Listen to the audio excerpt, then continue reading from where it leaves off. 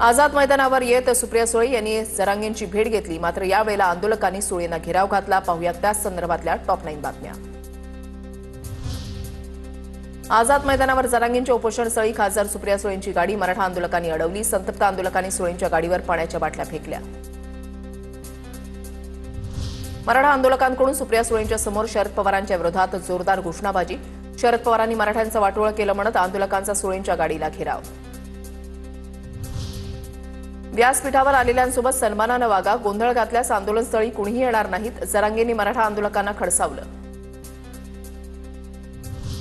नेत्यांवर बॉटल फेकणं योग्य नाही, हुडदंगबाजी करून काहीच मिळणार नाही। कोणतेही नेते गेल्यानंतर योग्य वागणूक मिळायला हवी। मुख्यमंत्री फडणवीसांची प्रतिक्रिया। फडणवीसांनी घेतलं TV9 मराठीच्या बाप्पाचं दर्शन। खासदार सुप्रिया सुळेंकडून उपोषणस्थळी जरांगेंच्या तब्येतीची विचारपूस। जरांगेंच्या मागण्यांसाठी एक दिवसीय अधिवेशन बोलवा, सर्वपक्षीय बैठक बोलावून निर्णय घ्यावा, सुळेंची सरकारकडे मागणी। आंदोलकांच्या घोषणा माणुसकीच्या दृष्टीतून बघायच्या असतात। जितेंद्र आव्हाडांची प्रतिक्रिया। चिडलेला व्यक्ती घोषणा देतो, रागावतो, पण प्रगल्भ नेतृत्वानं ते संयमानं घ्यायचं असतं। सुप्रिया सुळेही संयमानं वागल्या, आव्हाडांचं वक्तव्य।